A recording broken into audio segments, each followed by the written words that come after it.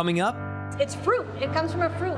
this is chocolate. It's actually a fruit and it's healthy for you. Don't believe me? Explore the first chocolate factory in Miami with us to learn more. Have you ever wondered what that noise is when you crack your knuckles? Dr. Sam shares what it is and demonstrates how to do so safely. Then, 4. It's a golf club, not a boys club, at the Biltmore. All of that and more is today on SoFlo Health.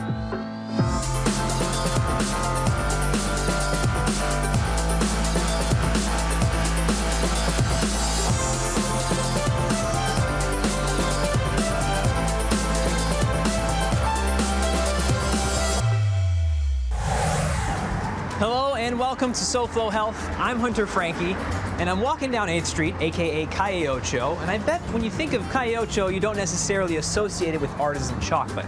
And when we're talking about artisan chocolate, you probably don't associate it with this pod right here. That's actually how chocolate begins, and we're going to see the whole process from bean to chocolate bar right here at the first chocolate factory in Miami. Let's go.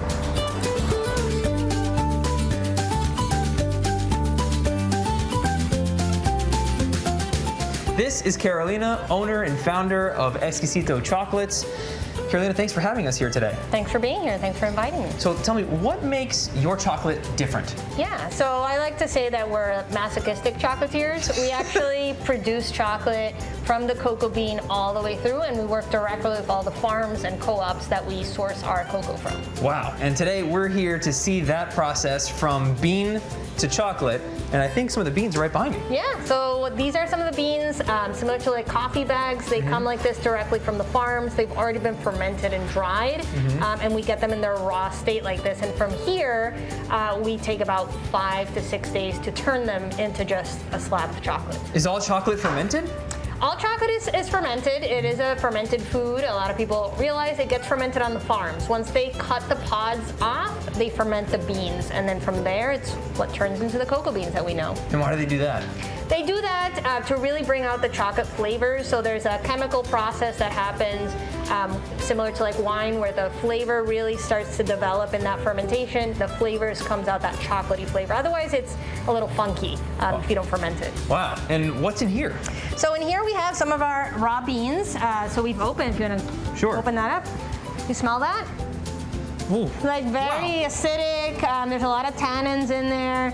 Yeah, it's pungent. It's like a wallop in the face, but it's very pleasant. I like to say it's a slap in the face. Yeah, it's Very just, strong. yeah. It is strong, but like I say, it's pleasant. And by the way, when you walk in here, it smells like chocolate, which is amazing. There's still a lot to see here, and we're going to learn the whole process from beginning to end.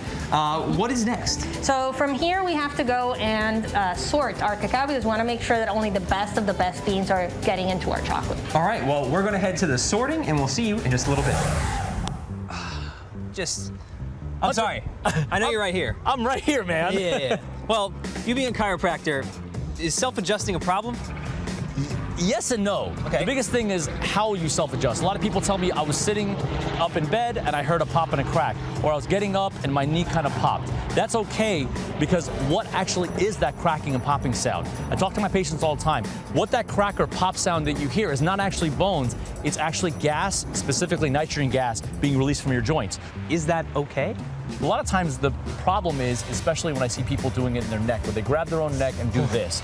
Now, a lot of times people say, what's the difference between that and a chiropractor doing it? What is the difference? A skilled chiropractor, after a full assessment and examination, comes in and gives that perfect movement to that specific spot. Right. So would you like to show everyone what that could look like? It sound like? I would be happy to. Okay, all right. Face down for me, my friend. All right.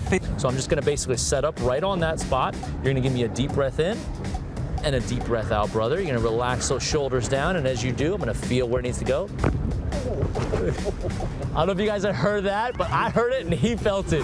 When you hear the cracking sound, a lot of the times, like you just probably heard with me, it's a lot of cracks. Yes. But we could call them cracks. A lot of pops. But what you've explained to me is that's only one joint moving at a time. You're always going for one particular precise movement You're not adjusting everything all at once. Yes and no, because what you're doing is you're trying to get that one domino piece to fall. As that one domino piece falls, as you know, as you set up dominoes, the rest of them may go. Now, is it that you're getting movement in that specific joint? Now, there may be 1, 2, or several gas bubbles trapped in that joint, and above and below, they're having the same restriction. So once you bring movement into that one joint, what you're doing is you're releasing those gas bubbles and consequently any gas bubbles above and below that area. So what you're doing is, like I said, you're targeting the root cause and then making sure that you're getting movement right there. So that's not about the sounds you hear, it's not about the pops and cracks. I heard 6 of them last time, I only heard 1 this time. It's about the movement.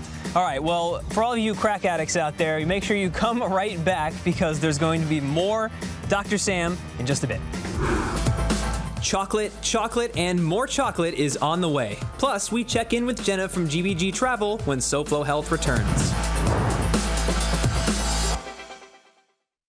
Focusing on you. Innovations in modern medicine from your team of experts at UHealth, the University of Miami Health System.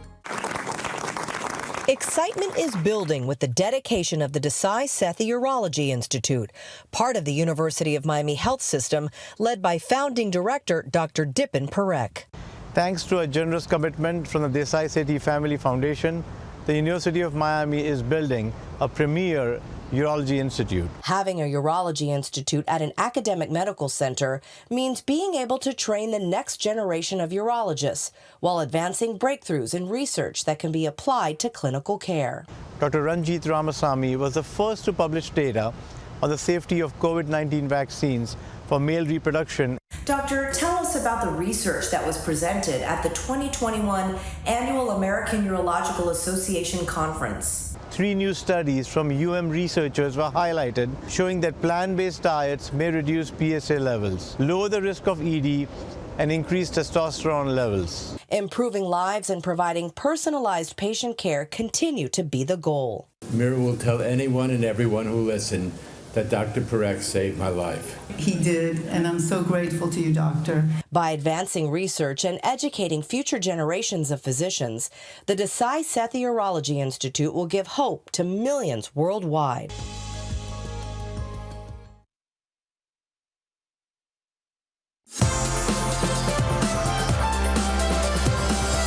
Welcome back to SoFlo Health. I'm Hunter Frankie. This is Carolina, and we're at Exquisito Chocolates. And now we are about to sort some cocoa beans. Correct, yeah. Is that right, cocoa beans? Yeah, that's all right. Cocoa, cacao, same thing. Cacao, cocoa. Yeah, so this is what we took out of the bin from the bags. Okay. So notice they're almost like big almonds. So what we're looking for is we want to make sure that we're only making chocolate with the best of the beans, okay? So what we're looking for is, for example, this is a broken bean. We don't want that because this is going to burn. No broken bean. When we roast, and this is what gives chocolate a very bitter flavor. So we remove these, and then this is a by hand process. We do it by hand. At this point, we can pretty much like scan them really well. And what we're going to do is we're going to lay them out really flat, and then we're going to roast them afterwards. All right. So we're going to get this to the oven then? Yeah, exactly. Okay. We'll get it to the oven, and we'll see you in a bit. SoFlo Health's Healthy Travels, sponsored by GBG Travel.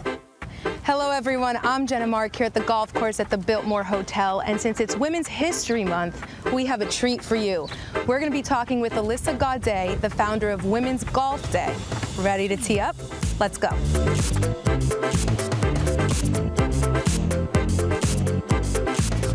Hi Alyssa, thank you so much for joining us today. Hi Jenna, how exciting to get you out on the golf course. This is so exciting. Everyone, Alyssa is the founder of Women's Golf Day, and so for those of us that don't know what that is, can you tell us all about it? Absolutely.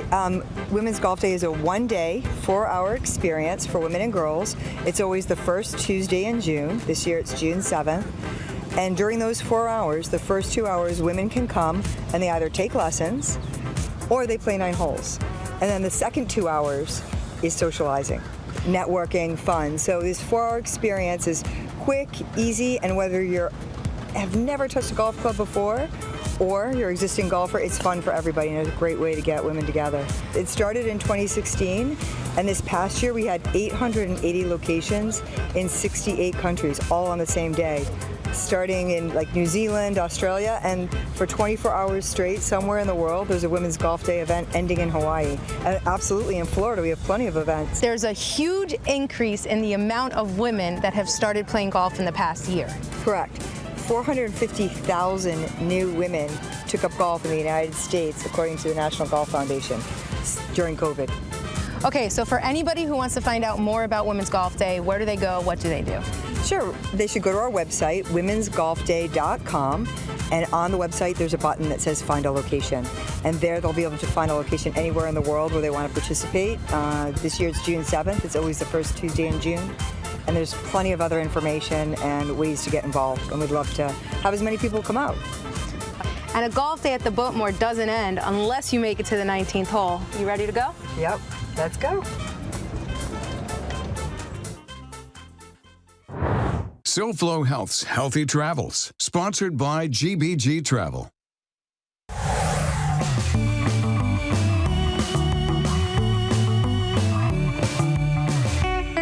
In my hands, I have some roasted cocoa beans in our chocolate making journey. So now what do I do with these? So from here, once they're roasted, we can crack them.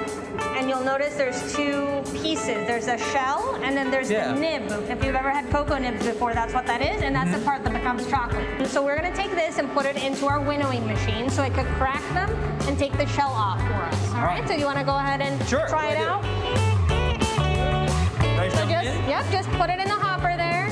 Ready? Here we go. Go for it. Down. Oh, they're on a little conveyor belt. Yep, they're all going down the conveyor belt. And so eventually what we're gonna get. Look at that. Boy, that makes your life easier, huh? Yeah, a lot easier. Okay, so eventually what we're gonna get is just the pure nibs. We've almost gone all the way from cocoa nib to chocolate, and Dr. Sam is back as he adjusts mine when SoFlo Health returns.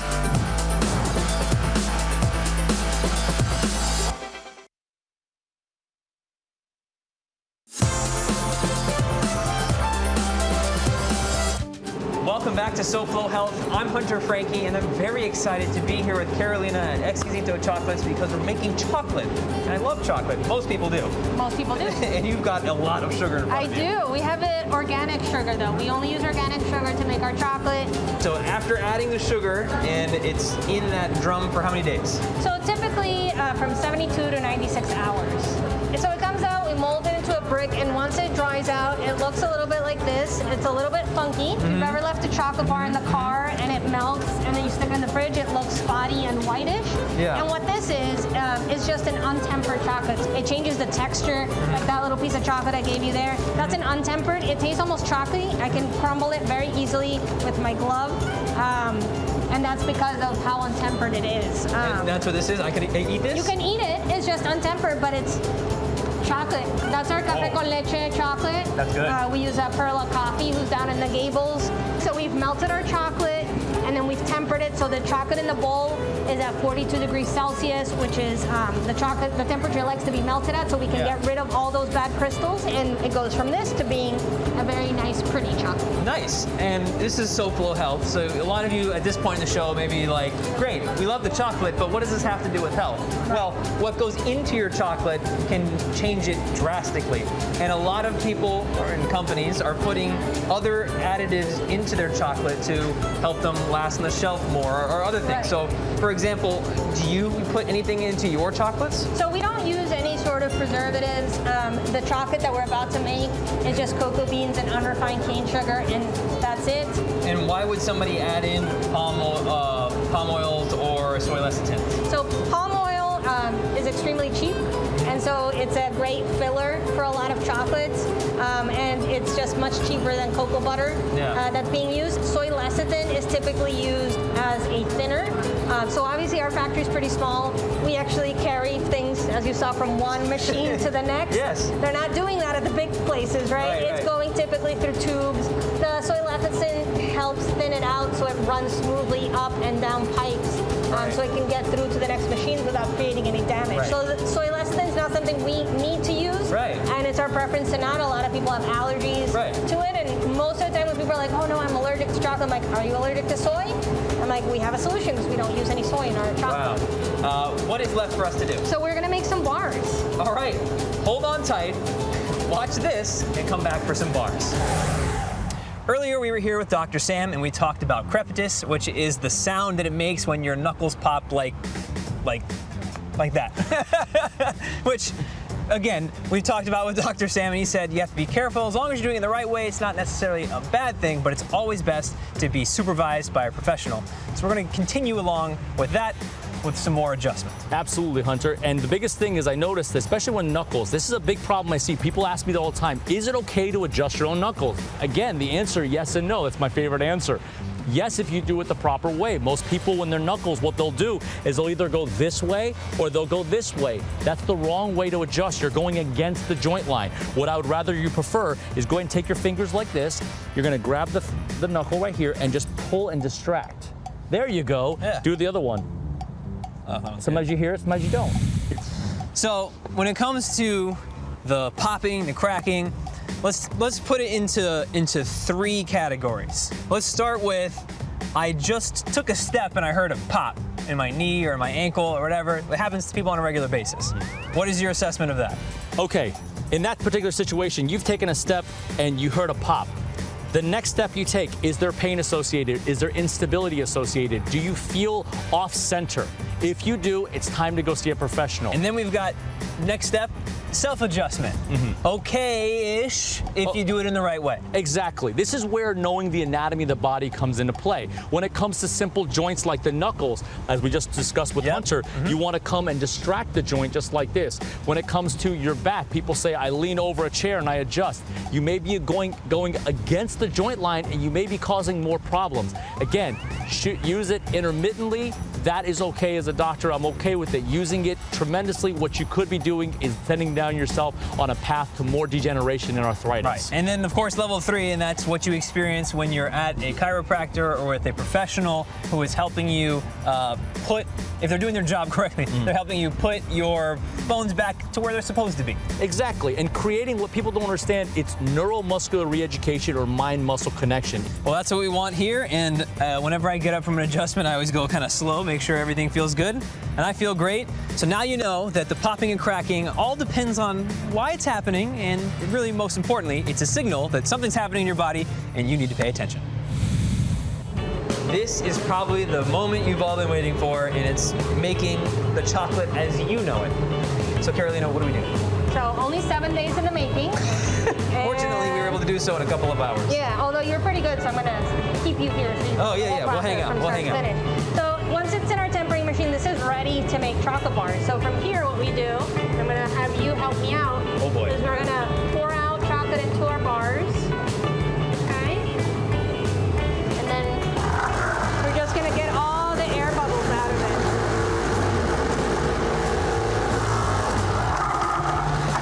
Chocolate's not a dainty process, so you wanna go for it, all right? All right. Okay, you ready to try it out? I am. Okay. I need the mold that's right in there. Right under. Oh boy. Yep. Okay, so go ahead, grab this. Okay. And you're gonna push the pedal so it stops it, and then you get it right underneath. Okay. So I'm gonna push the pedal. Yeah, so push the stop pedal, it. and then put your mold under. Okay. Go for it, let it go. Okay, remove it. Okay. Next one. I need a little more. Let it go. Yeah, and then push it again. Okay. You have to let it go once you're ready to pour the chocolate into it. There you go. Okay. And then let it go. Let it go. Yeah, and then push it one more time. Push one more time. Let it go. There you go. And now go ahead and vibrate it on the table. Put it on here first, like this. You want to push it down so you gotta make sure you get chocolate all the way in. So I kind of like. Yeah, don't be afraid of it. Okay, so you wanna. All right, yeah. Kind of like tilt it maybe. Yeah, there you go.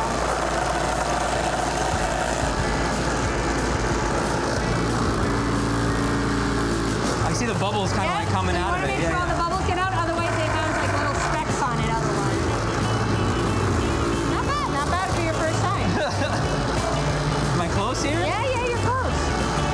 What is missing here? That's it, you got all the bubbles out. And There you're we ready, go. this is your first chocolate.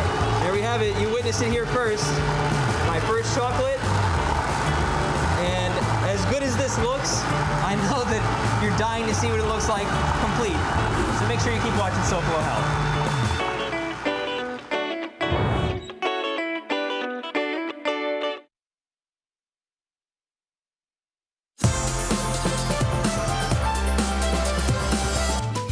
The moment you've been waiting for if you've been with us throughout the entire episode. Welcome back to SoFlo Health. I'm Hunter Frankie. This is Carolina, founder of Exquisito Chocolates, and that's the chocolate we finally got here. Yeah, these are the bars you Bean made. to bars. These were the These are bars they. that you made. Uh-huh. And so what we do is we're just gonna pop them on out and look at your new baby. Look at that. Just as you remember it from your childhood, except probably much higher quality. In fact, I know it's much higher quality because I saw what went into it today. So Carolina, do you have any parting words for us? Anything you want people to know? Well, I would say for folks who want to be good consumers, look at the packaging when you buy chocolate. Make sure that the percentage is on there. My advice is always if there's no percentage on it, it's probably not real chocolate. And then just try and shoot for clean ingredients, things that are free of palm oil, that have the cocoa, preferably a local chocolate factory that you know where they're sourcing their stuff from. And if they'd like to learn more about you and your chocolates, how can they? Yeah, so they can go to exquisitochocolates.com. We also have a storefront on 8th Street that they can come visit us, see through our plexiglass, like how we make stuff, and then also enjoy some of our indulgences. Well, thank you so much for teaching me how to make chocolate. Thank you for having me. And it was, way more involved than I ever imagined. But at the same time, it makes me appreciate good quality chocolate, and it was really a lot of fun. So thank you so much. Thank you so much. Well, there's only one thing left to do, and that's to try it. So I'm gonna break off some here. Get a little square. It's nicely tempered. It's perfectly tempered, and I now know what that means. Down the hatch. Oh yeah, that's really, really good. It has like almost like a fruity flavor to it. Yeah, it's very fruity, and that's from the cacao. This Sierra Nevada from Colombia is on the fruity side, so you can get a lot of that fruit forwardness from it. Yeah, the one I tried earlier that was in a more raw state, or an untempered state rather, was the Cafe con Leche. Right. This that tastes like fruity. It's got a whole lot of flavor to it, and it's just the chocolate shining. Exactly, yeah. And so we have another variety from Colombia that will taste more florally, and some that will taste a little bit more almondy. So it's just from the cocoa. It's like wine or coffee, just the cacao itself is what shines through. Yeah.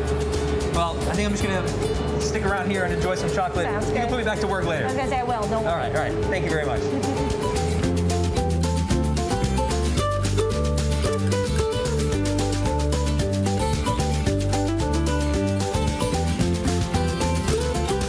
That's all we have for this week's episode of SoFlo Health. Thank you so much for watching, and thank you to everyone here at Exquisito Chocolates for making this such a pleasurable experience for us and teaching us the whole process from bean to chocolate bar. As always, you can watch previous episodes of SoFlo Health on SoFloHealth.com. You can follow us using @SoFlo Health to share with us what you're doing to stay healthy. Until next week, it's goodbye, good health, and great chocolate. Next week, we're away for the NBA on ABC, but come back on April 10th for the 4-year anniversary of SoFlo Health. We'll look back at 4 years full of health, animal friends, fitness, scenic locale, and so much more. We'll see you then.